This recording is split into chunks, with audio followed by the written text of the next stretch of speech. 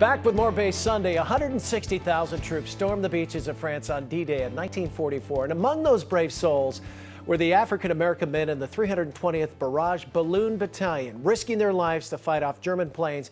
But their heroic story's never been told until now. In her book, Forgotten, the untold story of D-Day's black heroes. At home and at war, she chronicles the lives of some of these courageous soldiers. Let's say hi to Linda Hervieux. How are you? How are you? Thanks for having Good to have me. you. You live in Paris now. Yes, I do. And because you lived in Paris, you discovered this story back in '09. Tell us how that happened. Right, so for the 65th anniversary of D-Day in June of 2009, the French government picked an American veteran to honor from Virginia named William Dabney.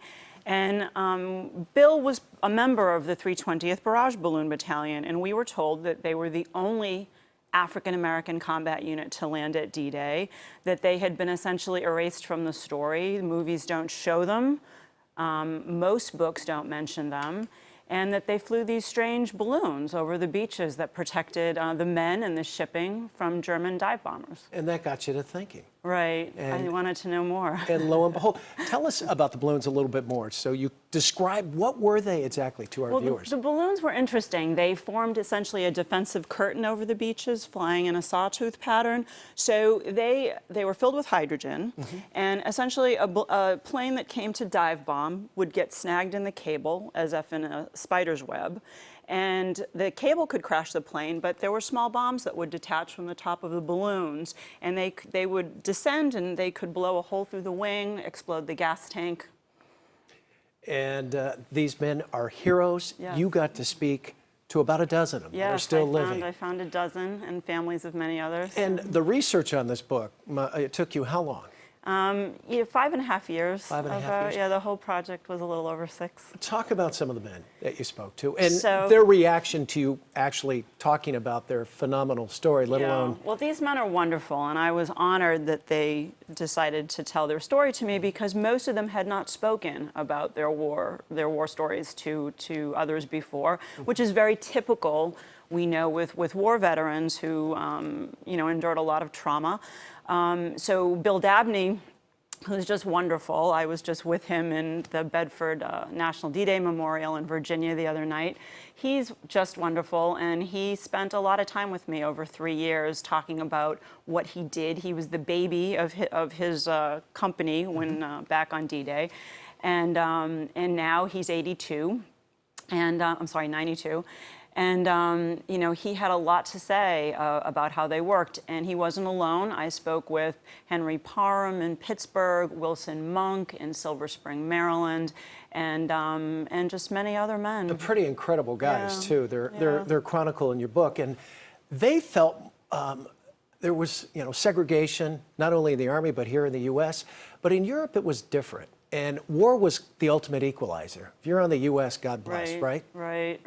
I mean, these men endured a lot in Jim Crow America in the 1940s, and I never knew how bad it was for African Americans during that period. It's not something I think most of us learned in school. I certainly never did in all of my years.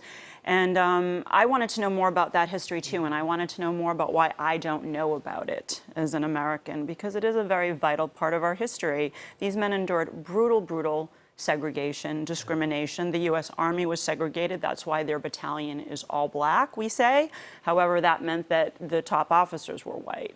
So it wasn't actually all black. So. Waverly Woodson, a medic with the 320th, on D-Day, could have saved over 100 lives. Even wounded more. Twice. Yeah, wounded on the approach. Medic, college student, Lincoln University, Pennsylvania, signed up and enlisted as soon as he could. He's in a landing craft tank approaching Omaha.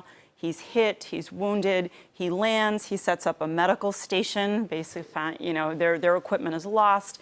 He sets up a tent roll on the beach, starts treating men, starts pulling them out of the water, the drowning ones, rushing to save the ones who were still living amputates a right foot, dispenses blood plasma, works for 30 hours. 30 and then collapses. And collapses, yeah. You talk about the 90-mile boat trip over because Right. the weather was awful. Yeah. They kind of struck in a bad storm. Many of the guys were gray from throwing up. Yeah, I mean, they were basically in high seas, and a lot of these men arrived sick as can be into this, you know, this just horrific scene that we've seen in movies of the D-Day landing, right? A movie perhaps with this? I mean, the story is just fingers crossed. so touching. I hope that somebody takes this and shows these men's stories, because I just think that everything that they did is also so visual, you know, from the Atlantic City boardwalk, where one man, you know, we start the book there with Wilson Monk, to, you know, sharecropping Virginia, to Britain, where they were treated as Americans and free for the first time, to war. I mean, I think there's a lot of visuals here that that inspire the mind and the thinking. And finally, quickly, just the reaction from the families. If some read the book and say, oh my God, thank you. The families are very happy about the book, and that their pictures are in the book. More pictures are on my website. Each man has a page. It's myname.com. And they're very happy. They've appeared with me, and I feel really honored to know them. Well, great to have you in. The book is amazing. Thank I you hope so there is much. a movie. Yeah, The thank story you. should be told.